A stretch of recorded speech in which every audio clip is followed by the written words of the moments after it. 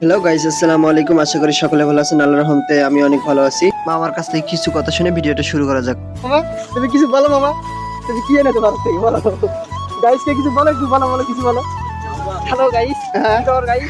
আমরা ইতিমধ্যে বাংলাদেশে প্রবেশ করলাম। হ্যাঁ, ভারত থেকে ল্যান্ডিং কবি দেশ থেকে গাইস ওটা।